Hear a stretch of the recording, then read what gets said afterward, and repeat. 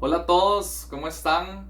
Qué bueno poder verlos otra vez por estos medios digitales, aunque sea por estos medios, el Señor lo ha permitido, ¿verdad? Y tenemos que dar gracias a Dios por eso.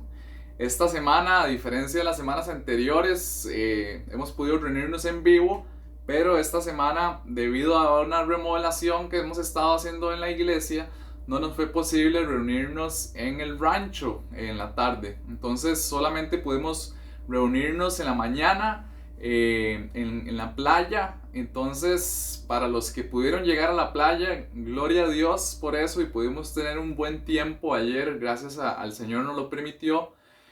Y para los que no, bueno, esta es la manera en que podemos llegar a ustedes igual y que Dios, ¿verdad? Puede llegar a ustedes a través del estudio de su palabra. Entonces, vamos a empezar, ¿verdad? Hoy a ver, a seguir lo que quedó pendiente de la semana pasada, que por temas de tiempo no lo pudimos cubrir todo.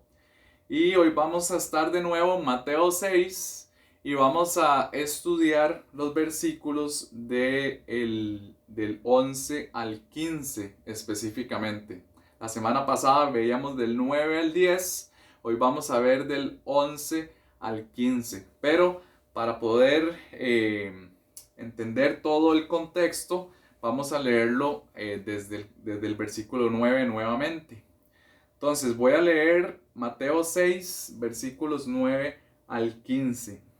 Dice así: Ustedes pues oren de esta manera: Padre nuestro que estás en los cielos, santificado sea tu nombre, venga tu reino, hágase tu voluntad así en la tierra como en el cielo.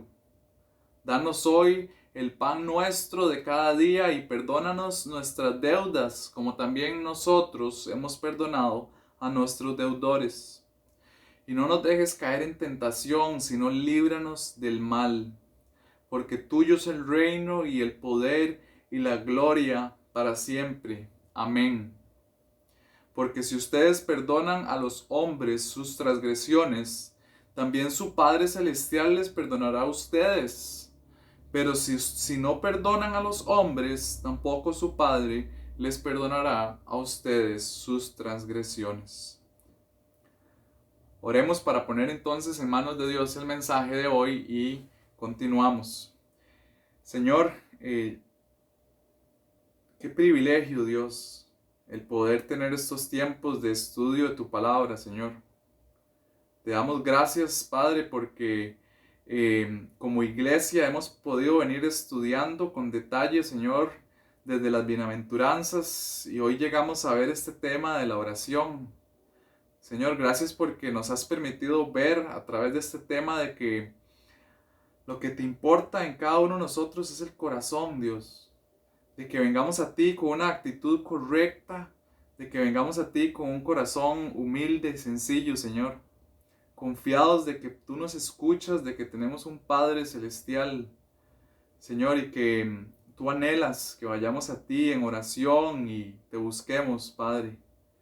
Te pido que a través de este mensaje, Señor, tú nos confrontes, nos animes a ir a ti, Señor, en confiados ante el trono de la gracia, Señor, y que podamos meditar, Señor, el resto de la semana en esto. Señor, te pedimos humildad para poder estudiar tu palabra, Señor, y que tú nos des la claridad que necesitamos para entender esto, Señor, y que nos conformes más a la imagen de Cristo, Dios. Oro, Señor, y te damos gracias como iglesia en el nombre de Cristo Jesús. Amén. Ok. Bueno, entonces, como decía, recordemos que este pasaje que hemos estado estudiando es parte de una gran porción que Dani la enseñó hace algunas semanas atrás, que es la sección del versículo 1 hasta el versículo 18.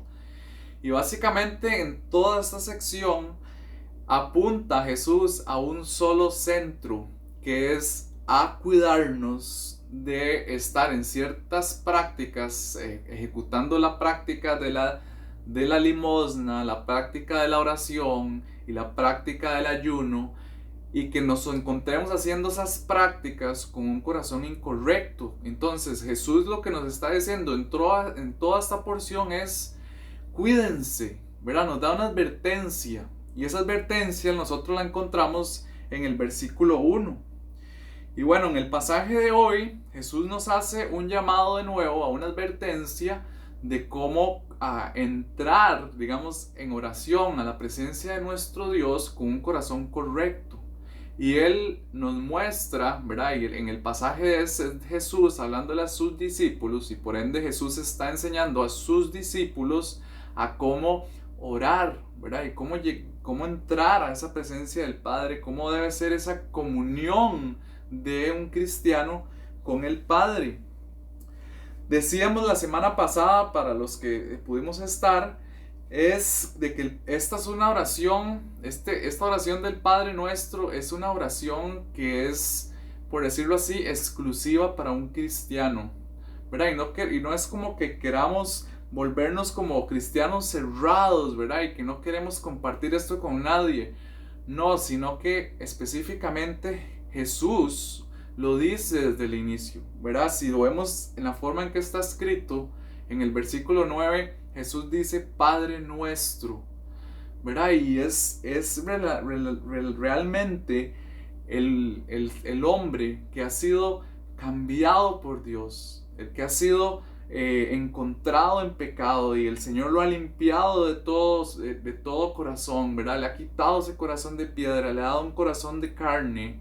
Y es ese cristiano que realmente ha llegado al Señor en arrepentimiento y fe, reconociendo que no hay nada bueno en él, y el Señor lo ha limpiado de todo su pecado, el que realmente se le ha dado una familia y tiene un padre, ¿verdad? La palabra de Dios nos dice que antes vivíamos en tinieblas, ¿verdad? Nuestro padre era el diablo, pero ahora en Cristo tenemos un Padre celestial, ¿verdad? Entonces es ese Padre el que está hablando aquí Cristo, diciendo Padre Nuestro. Entonces solo los hijos de Dios, los verdaderos hijos de Dios, son los que tienen ese Padre a la cual pueden acudir en oración. Decíamos también la semana pasada de que Jesús nos recuerda aquí de que no solamente tenemos un Padre cercano que nos escucha, ¿verdad? Sino que también tenemos un Padre que es todopoderoso y que está en los cielos, y que es el Padre que es soberano y que está en control de todas las cosas. Y que no significa que nosotros somos llamados, ¿verdad? Y que la palabra nos anima a ir al trono de la gracia con toda confianza, ¿verdad? Sabiendo de que Él es nuestro Padre, que nos ama y que nos escucha. Eso no significa que también Dios, ¿verdad? Se ha rebajado de alguna forma. No, Dios es el que está en el trono de la gracia, ¿verdad? Él sigue siendo Dios, y por ende debería haber un corazón de temor hacia Él, un corazón de un temor reverente, de saber que Él es el Dios que está en los cielos y que nosotros somos los que estamos aquí en la tierra. Él es el Rey soberano y nosotros somos sus siervos.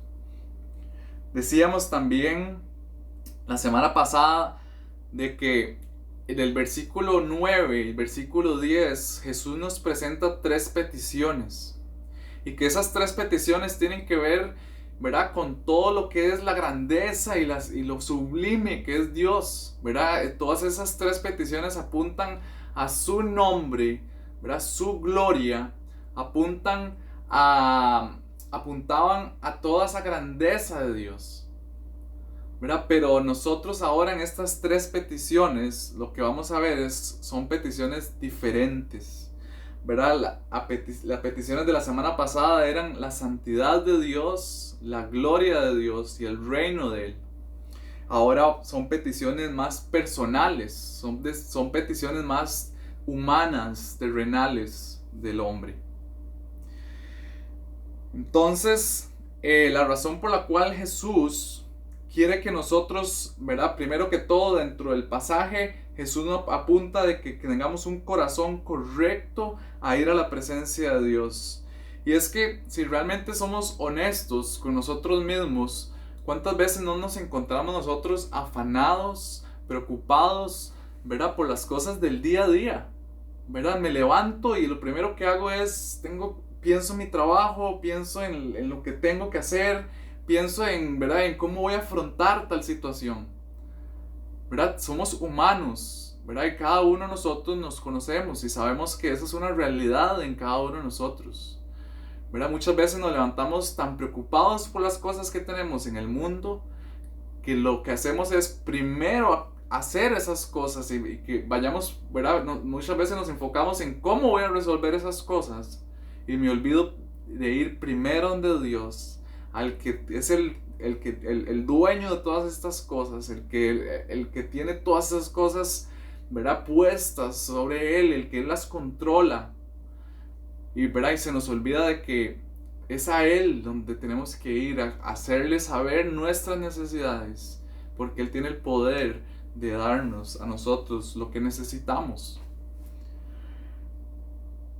Entonces, hay un cambio rotundo. Hay un cambio de que decía que estas tres primeras peticiones son peticiones que tienen que ver con lo sublime y lo grande que es Dios. Y de pronto en el versículo 11 Jesús hace un cambio a hablar de las peticiones terrenales. Ahora la pregunta que podríamos pensar es, ¿por qué Jesús hace este cambio tan radical?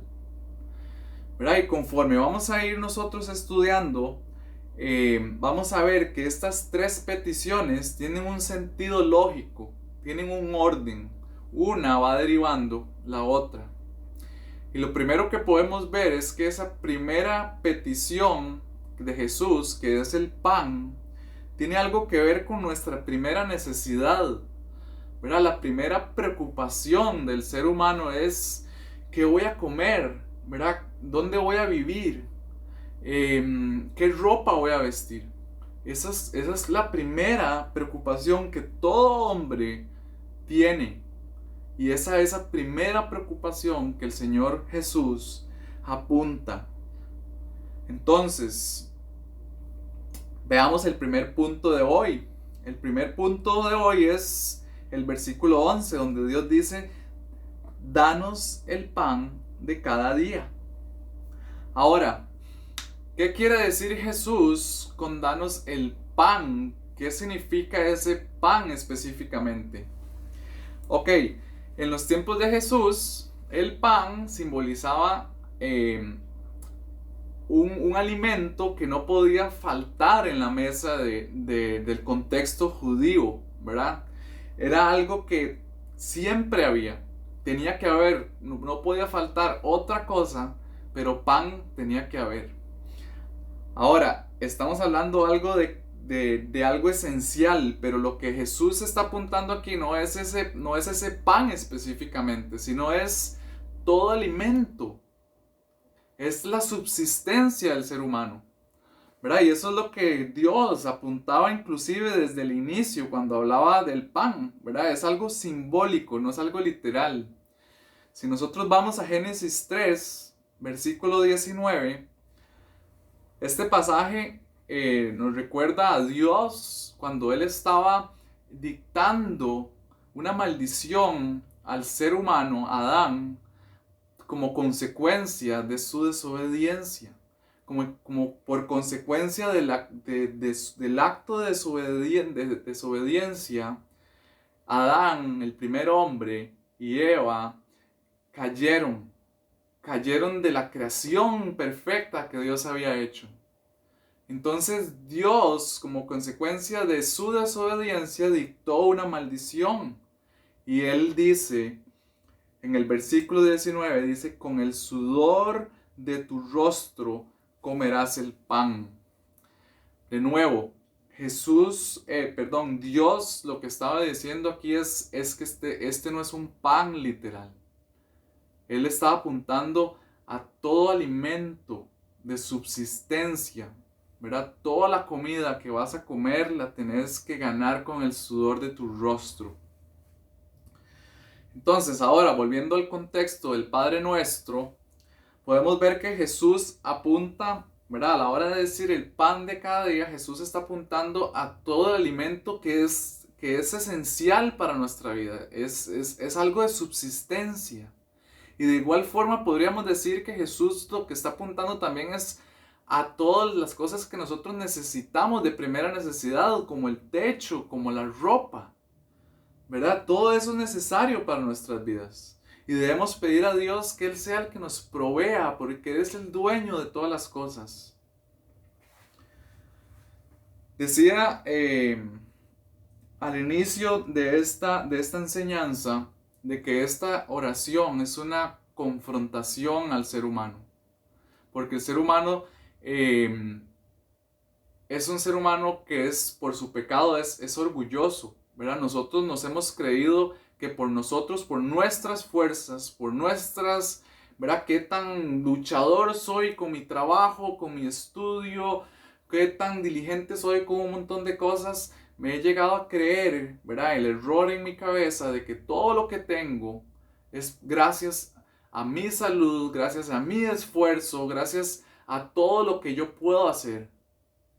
¿Verdad? El ser humano ha llegado a creerse que él es totalmente autosuficiente y no necesita nada más, que él todo lo puede lograr solo.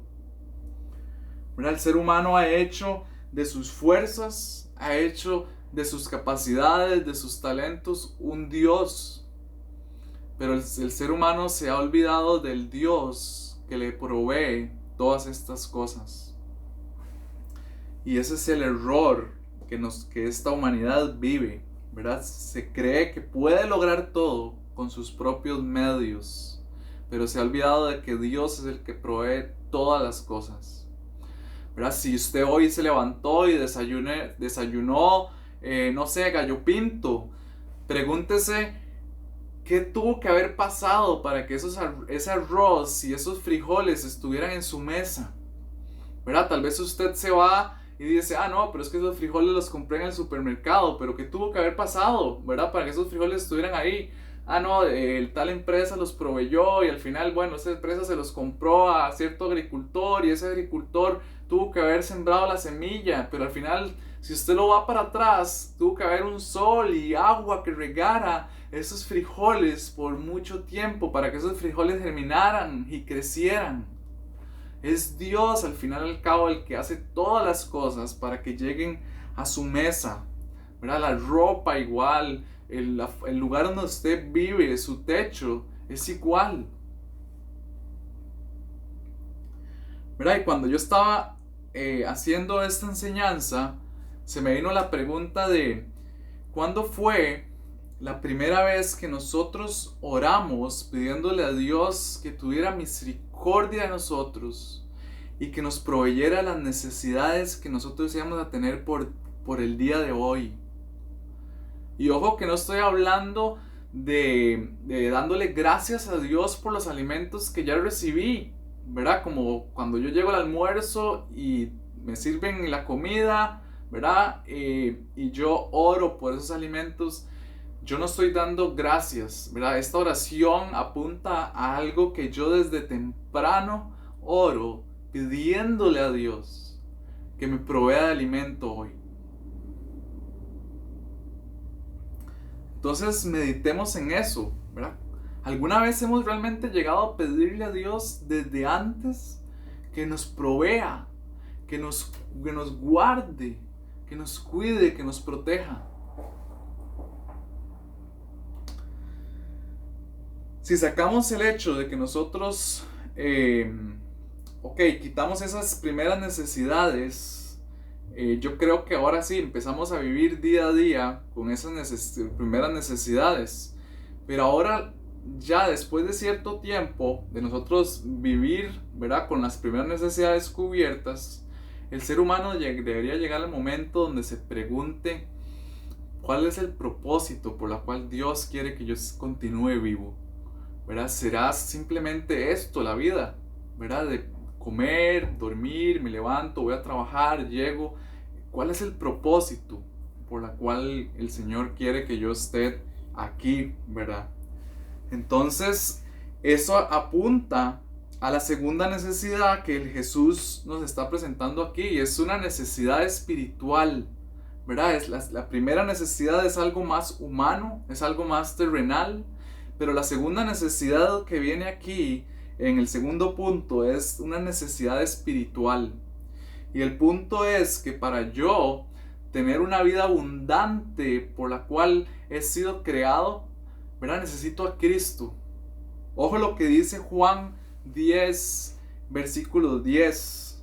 La segunda parte del versículo 10 dice, este es Cristo hablando y dice, yo he venido para que tengan vida y para que la tengan en abundancia. ¿Verdad? No hay vida fuera de Cristo. Si usted cree que todo lo tiene, pero no tiene a Cristo, usted no tiene nada.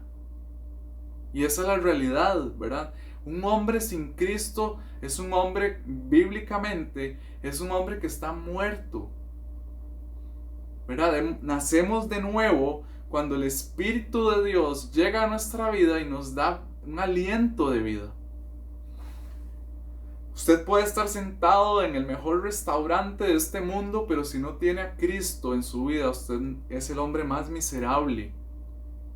Usted puede tener la mejor casa con la mejor vista al océano, pero si usted no tiene a Cristo, usted no tiene nada. Y es lo más triste. Entonces Dios sabe que tenemos necesidades, Dios sabe que necesitamos comer, necesitamos un techo, necesitamos ropa, Dios lo sabe. Pero estamos muertos en esa condición. Y Dios quiere que nosotros tengamos una vida abundante y una vida plena. Y por eso es la segunda necesidad de que el Señor nos perdone de todo pecado, para que nosotros podamos tener una relación con Él y una comunión con Él. Y en esa comunión nosotros podernos gozar de la vida, para que usted pueda estar en el mejor restaurante y usted pueda apreciar la mejor vida, para que usted pueda estar en cualquier condición que usted pueda estar, hasta en lo poco o en lo mucho, usted pueda tenerlo todo, gracias a Cristo Jesús.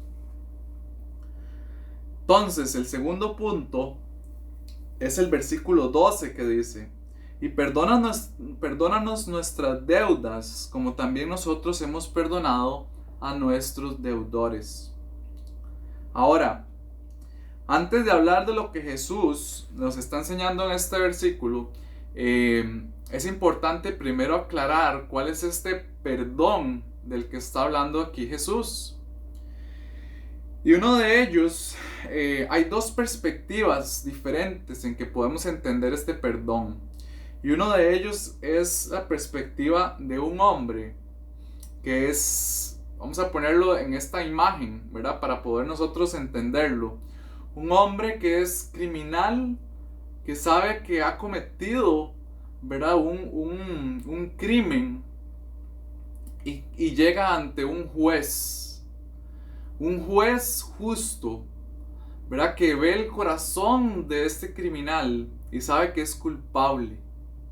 Y este hombre llega implorando por misericordia a este juez. Esta es la actitud que todo cristiano ha llegado ante Dios.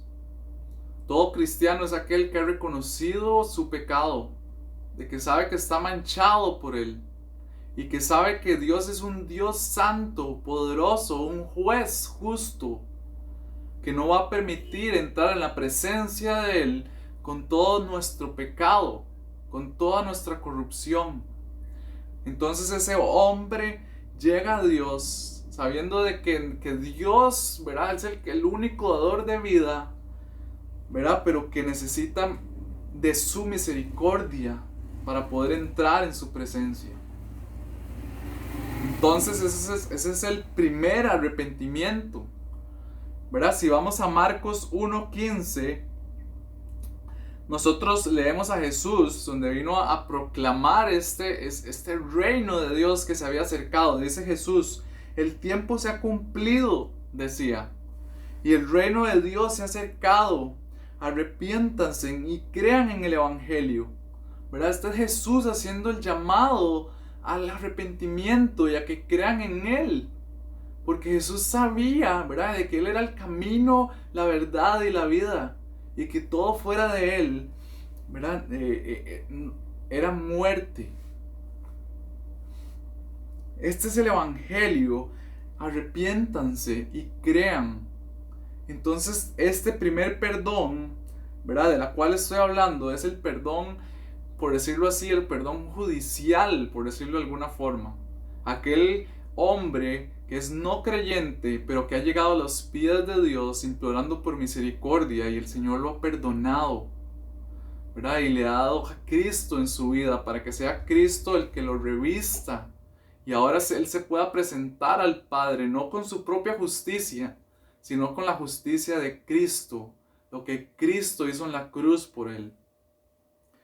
Ahora, en este contexto del Padre Nuestro, no pareciera ser de ese perdón del que está hablando aquí Jesús, sino más bien es de un perdón de un padre, de un hijo hacia el Padre, ¿verdad? De ese hijo que sabe de que ha pecado contra su padre, de que lo ha deshonrado, pero que necesita restablecer esa comunión que ya tenía con él, ¿verdad? Entonces es aquí donde nosotros podemos ver de que hay un perdón judicial, que era el que estaba hablando, pero también hay un perdón que se llama, ¿verdad?, que lo llaman perdón filial, ¿verdad? Es ese amor que ya tenemos con nuestro Padre, que tal vez hay algo ahí como que se ha dañado por nuestro pecado, y que el Señor Jesús nos está llamando que mediante la oración diaria vayamos a nuestro Dios y nos presentemos y digámosle: Padre,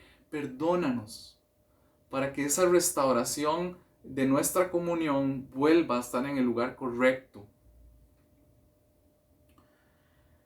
Y es por eso que nosotros debemos de ir a decirle a Dios que nos perdone nuestras deudas día a día.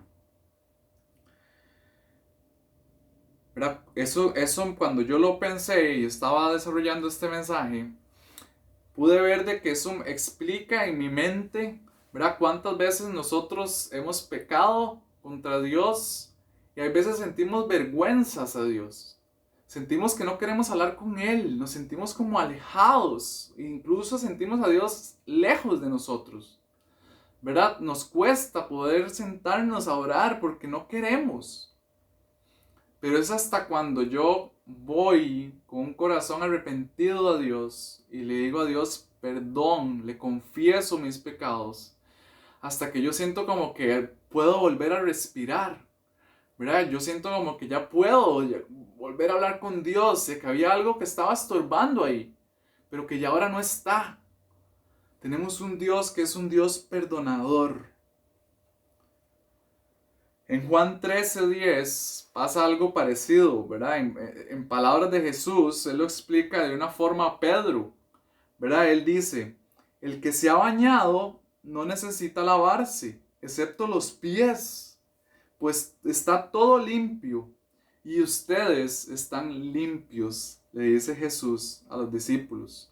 Recordemos este escenario, ¿verdad? Jesús llega a lavarle los pies a los discípulos, y de pronto Pedro, ¿verdad?, se levanta y dice: Jesús, jamás me lavarás los pies.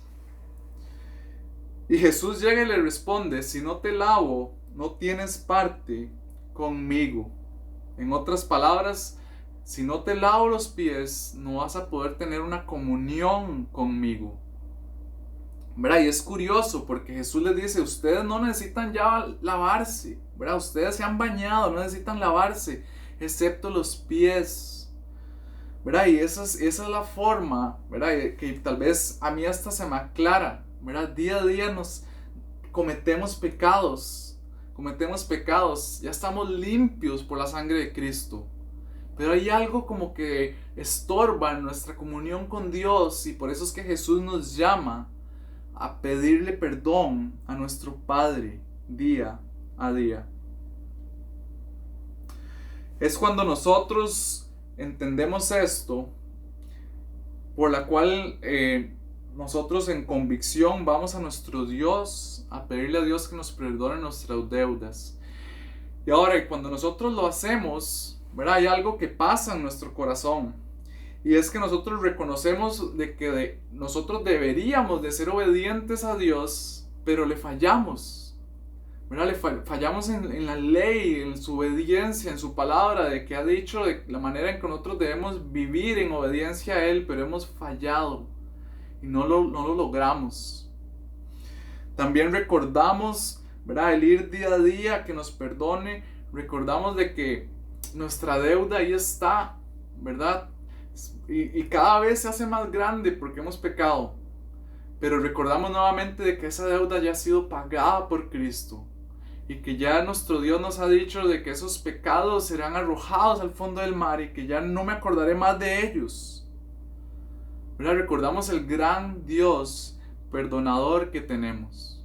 Y eso es un descanso en nosotros, de saber de que teníamos una deuda impagable, que nunca íbamos a poder pagarla.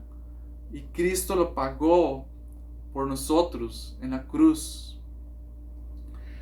No hay nada, absolutamente nada de que nosotros podamos hacer para que esa deuda sea saldada. Solo Cristo en la cruz pudo hacer lo que nunca íbamos a lograr hacer y nos ha otorgado a nosotros su vida, su muerte y su resurrección como pago por nuestros pecados, para que nosotros pudiéramos estar parados delante del trono de la gracia y el Señor nos vea con ojos de misericordia, para que el Señor vea a Cristo y nos diga bienvenido, ¿verdad? Pase adelante.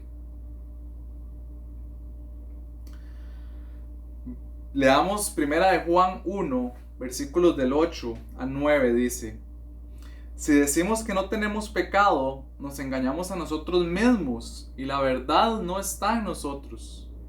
Si confesamos nuestros pecados, Él es fiel y justo para perdonarnos los pecados y para limpiarnos de toda maldad.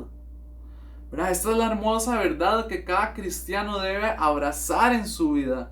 De que si nos hemos presentado ante nuestro Dios como Padre con un corazón sincero y hemos confesado nuestro pecado día a día, sabemos de que tenemos un Dios que es fiel y justo para perdonarnos de todos los pecados. En eso el cristiano debe descansar. Ahora, el versículo 12 termina con una frase que no podemos pasar por alto, ¿verdad? Dice el versículo 12: y perdónanos nuestras deudas, dice, como también nosotros hemos perdonado a nuestros deudores. Ahora, esto fue tan importante para Jesús, tan importante que decidió recalcarlo, inclusive en los versículos 14 y 15, ¿verdad? Él lo hace más grande, con mayor detalle, y lo explica en los versículos 14 y 15, y dice, versículo 14: porque si ustedes perdonan a los hombres sus transgresiones, también su Padre Celestial les perdonará a ustedes. Pero si no perdonan a los hombres, tampoco su Padre les perdonará a ustedes sus transgresiones. Ahora, todos estos versículos nos muestran dos verdades que van muy unidas, ¿verdad? Que van pegadas una a la otra. Y es que el hombre que ha sido perdonado por su Padre, ¿verdad? Por Dios, debe ser un hombre que perdona también, ¿verdad? Un hombre que no ha recibido el perdón de Dios es un hombre que no tiene el Espíritu de Dios. Y por ende tiene una manera de actuar que va acorde con el mundo, ¿verdad? Con la vieja naturaleza que cada cristiano tenía, ¿verdad? Solamente que este hombre no ha sido restaurado o cambiado por Dios porque no tiene el Espíritu de Dios.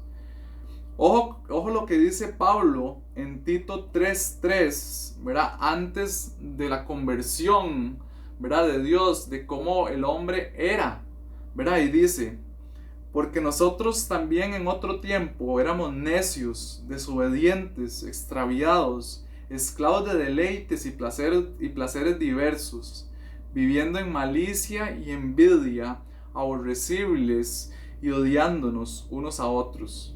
Esa era nuestra condición antes de venir a Cristo. Éramos aborrecibles y odiándonos unos a otros. No había perdón de nada. Y si tal vez nosotros nos encontramos en algún momento antes de venir a Cristo perdonando a alguien, tal vez lo decíamos de palabra, pero en nuestro corazón había odio, ¿verdad? No queríamos perdonarlo. Tal vez en cierto momento le decíamos, sí, sí, te perdono y me vuelvo, pero en mi corazón estaba que lo quería matar. Ese éramos nosotros antes de venir a Cristo.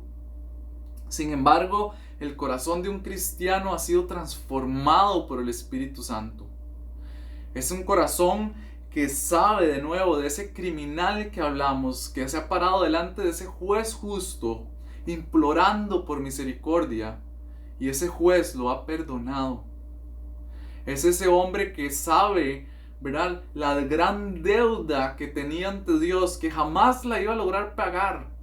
Pero Dios le dijo, Cristo va a pagar por usted. Es ese hombre que sabe lo gran perdonador que es Dios y el gran amor que tiene Dios por nosotros, el que por ende, por naturaleza, quiere imitar a su Dios, ¿verdad? Y por ende perdona como Dios, ¿verdad?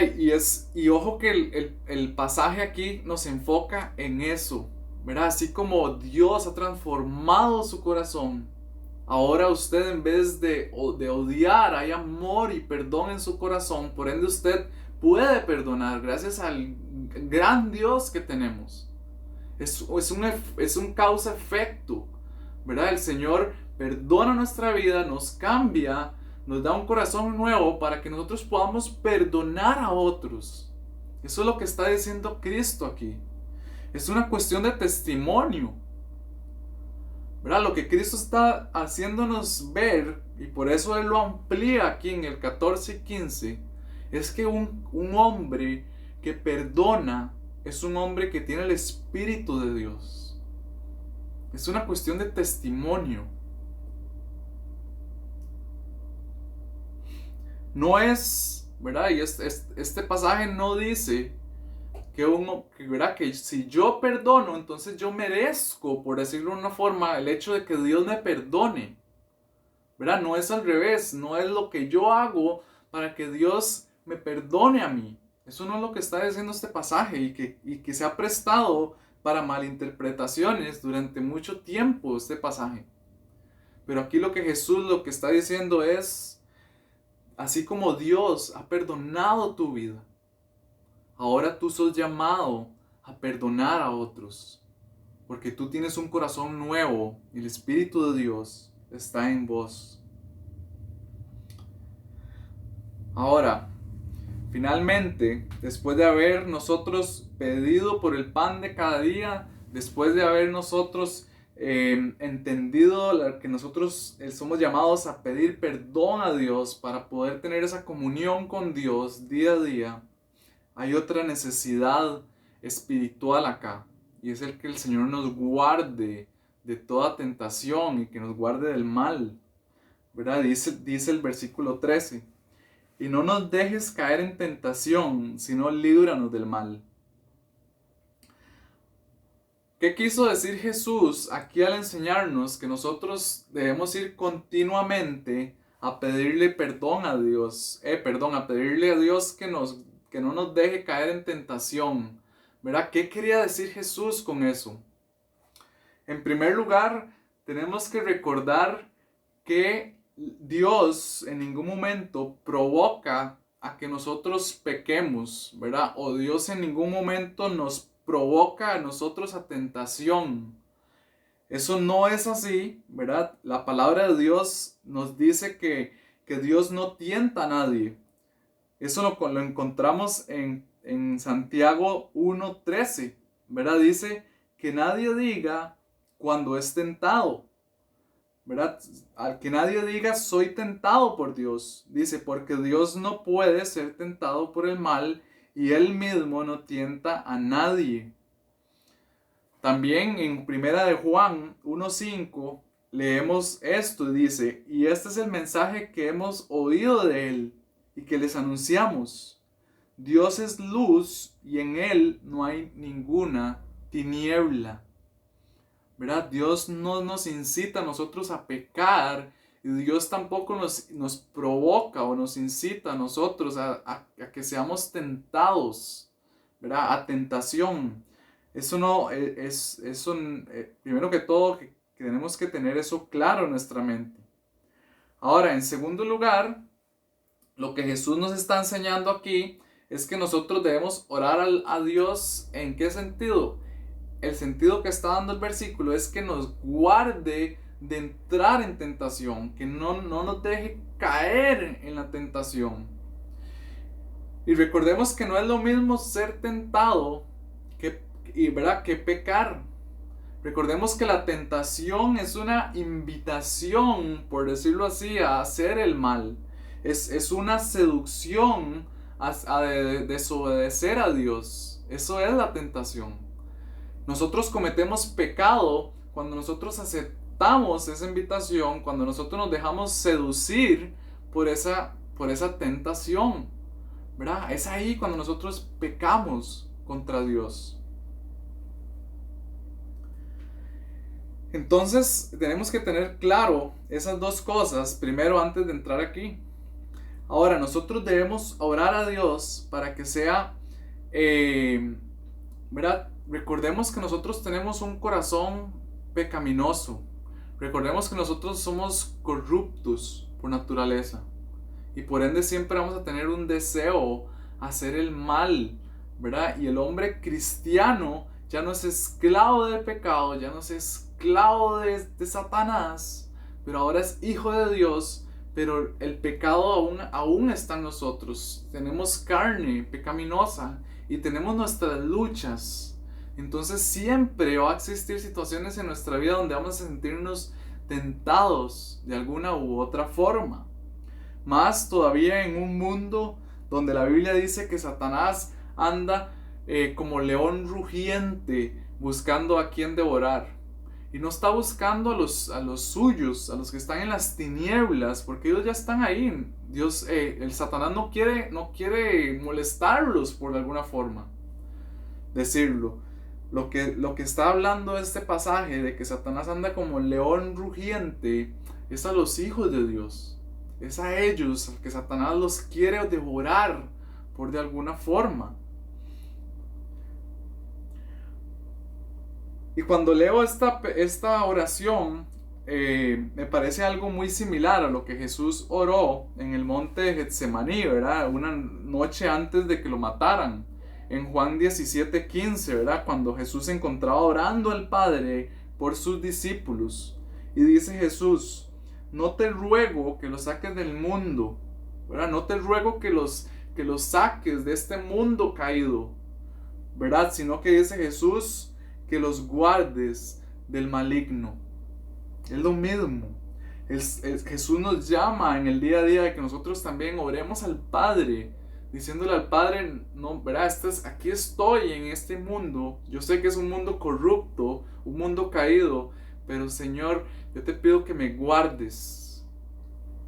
Esa es la oración que Cristo quiere que nosotros hagamos. Sabe que nosotros tenemos nuestras luchas, Él sabe, pero Él quiere que vayamos a Dios, a nuestro Padre que nos conoce, que sabe nuestras necesidades, que sabe nuestras debilidades, que vayamos a Él a pedirle: Dios, guárdanos de caer en tentación, guárdanos de desobedecerte, ¿verdad? Ahora, recordemos que Cristo, esta oración del Padre Nuestro es una oración, pareciera ser en la forma en que está escrita, es una oración que debería de ser hecha, ¿verdad? En las primeras horas de la mañana. Por eso es que la oración dice: danos el pan de cada día, ¿verdad? Es como ese hombre que todavía no ha comido nada y va y le dice a Dios: danos el pan. Y por ende también aquí lo vemos desde esta perspectiva de la tentación, y es que yo me levanto y yo no sé lo que va a pasar en el día. Por más planeado que lo tenga, yo no sé qué cosas van a pasar, ¿verdad? O qué me voy a topar en el transcurso de aquí a la playa, de aquí a mi trabajo, de aquí a la pulpería, de aquí a, ¿verdad? No sé qué va a pasar. Puedo tener mi día con ciertas cosas planeadas, pero todo depende de la soberanía de Dios. Y por eso es que nosotros somos llamados a pedirle a Dios, ¿verdad? De que nos guarde de lo que sea que vaya a pasar, que nos guarde. Hay cosas en este mundo que son moralmente aceptadas, ¿verdad? Pero que pueden ser luchas para nosotros. El simple hecho de verlo de esta forma, ¿verdad? Yo puedo tener una lucha con el alcohol, por ejemplo, pero yo puedo ir a un restaurante y el restaurante es moralmente correcto de que puedan vender alcohol, ¿verdad? Pero puede ser que ver una cerveza o ver cierto tipo de trago me incite a mí o me seduzca y me haga caer en esa tentación. Y esa es a esas cosas del día a día, ¿verdad? Que puedan suceder, que yo soy susceptible a dejarme seducir o caer, a la cual Jesús me está diciendo, vaya y ore al Padre, implórele que le diga al Padre, ¿verdad? Que conoce sus necesidades, sus debilidades. Señor, guárdame de no, ¿verdad? De deshonrarte.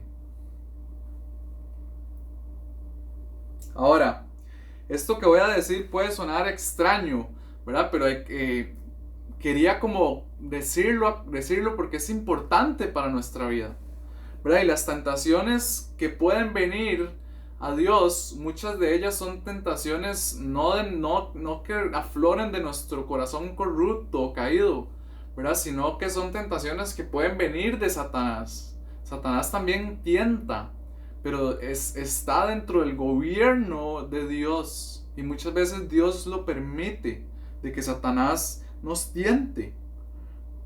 Ahora, ojo que con esto, ¿verdad? Que yo no estoy diciendo de que es...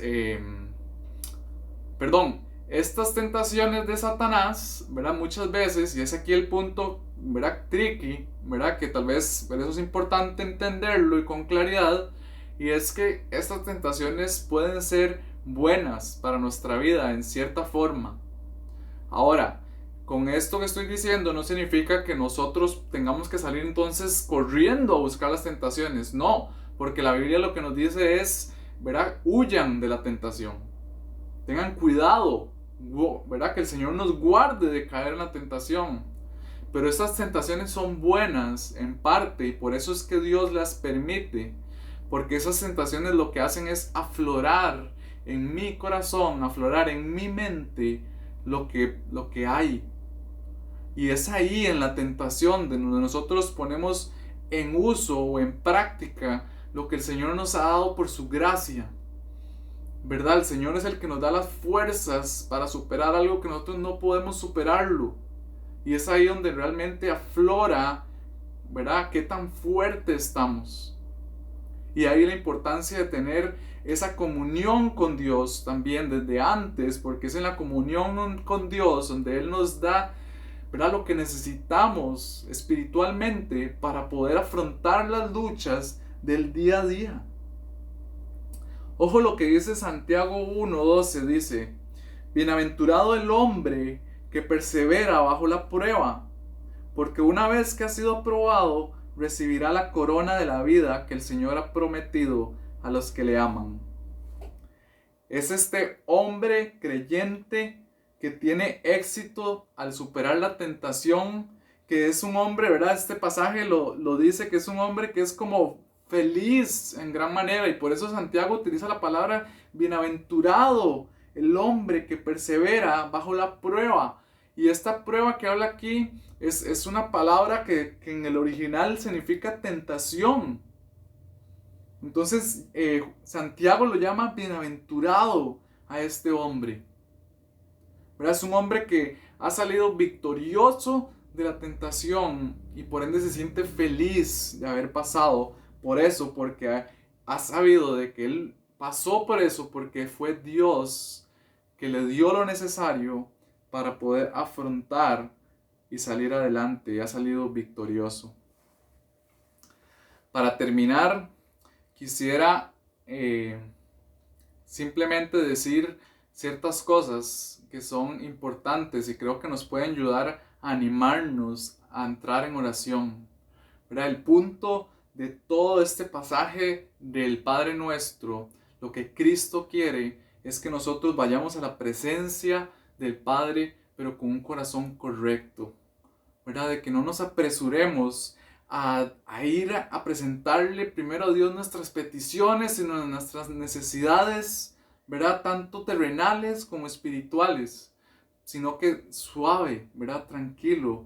Primero vaya ante Dios, al trono de Dios, sabiendo quién Él es y quién es usted. Y siempre tenemos que recordar eso a la hora de que nosotros estemos en la práctica de nuestras disciplinas, ¿verdad? Cristianas, como la oración en este caso. Lo otro es que Jesús no nos dice que nosotros debamos orar una vez a la semana, una vez al mes, sino que Jesús lo que dice aquí es: Padre, danos el pan de cada día. Y la forma en que se interpreta y lo podemos ver a través del estudio, la palabra, es que Dios quiere que nosotros vayamos a Él todos los días, ¿verdad? A la hora de que yo pensaba en esto, pensaba en el pan el maná que caía del cielo en el pueblo de Israel, ¿verdad? Era un pan donde Jesús le decía: coman todo lo que quieran, pero no guarden para mañana, porque mañana van a volver a tener, ¿verdad? E incluso había gente incrédula, ¿verdad? Que tomaba un montón y ese pan se ponía malo para el día siguiente, ¿verdad? De la misma forma es Jesús diciéndonos: oren por el pan de hoy. Mañana será otro día y hay que orar también por eso. Mañana será otro día y tenemos que orar para que el Señor nos guarde. Mañana será otro día y tenemos que orar para que el Señor nos perdone y podamos tener una comunión con Él. Y es ahí en esa comunión donde nosotros podemos conocer realmente a Dios y poder caminar en su voluntad y hacernos no de nuestra voluntad, sino la voluntad de Él. Porque lo que importa es Él, no nosotros, ¿verdad? Es su reino, su gloria y su nombre. De nuevo, todo apunta a que tengamos su corazón y nuestra vida en el lugar correcto. Para terminar, quiero leer este pasaje del versículo 13, que en algunas de las Biblias, depende de qué Biblia, ¿verdad?, tenga usted, en algunas lo encontramos y en otras no. Dice: porque tuyo es el reino y el poder y la gloria para siempre. Amén. Y con estas palabras Cristo cierra esta oración. Y cuando yo estaba leyendo esto, lo que pensaba era: qué mejor forma de terminar una oración poniendo nuestro corazón, nuestra mente en el lugar donde Cristo quiso que nosotros comenzáramos a orar. Recordando nuevamente, no somos nosotros el centro. Esto ¿verdad? Depende de Dios, es de Dios y para Él. Entonces, con eso quisiera terminar y oremos, ¿verdad? Gloria a Dios por este mensaje, porque creo que nos ayuda demasiado en nuestra vida de oración, ¿verdad? De cada vez que nos levantamos, creo que es importantísimo que nosotros oremos al Padre por nuestras necesidades terrenales, porque Él quiere saberlas, pero también por nuestras necesidades espirituales, para que nosotros podamos tener esa vida plena en Cristo. Amén.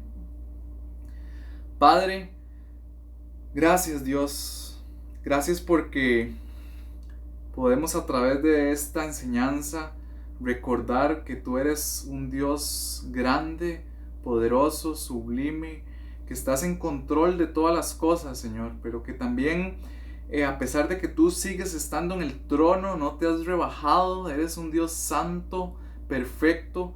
De igual forma nos recuerdas de que ese Dios es el que nos salvó a nosotros de la muerte en que nos encontrábamos y que ahora hemos tenido vida en Cristo, Señor, y que la relación que teníamos contigo ha sido restaurada, Señor, y gracias porque sabemos de que tú escuchas nuestras oraciones, Dios, de que tú sabes que nosotros tenemos necesidades, porque ya tú lo sabes todo, pero que tú quieres que nosotros vayamos a ti y te conversemos, Señor, de todas estas cosas. Señor, danos humildad, Padre, para poder ir ante ti con un corazón correcto. Señor, que que este estudio de la palabra cale en nuestros corazones esta semana, Señor, y que podamos meditar día y noche, Señor, en esto. Señor, gracias por tu palabra, Señor, porque nos lleva a la perfección, a la altura de tu Hijo Cristo, Dios.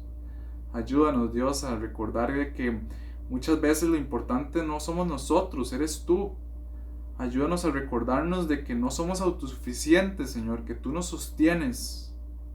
Ayúdanos a recordarnos, Señor, de que día a día las cosas que nos pasan, las cosas que necesitamos, las cosas que tenemos, Señor, no ha sido gracias a nuestros esfuerzos, sino gracias a ti, Dios.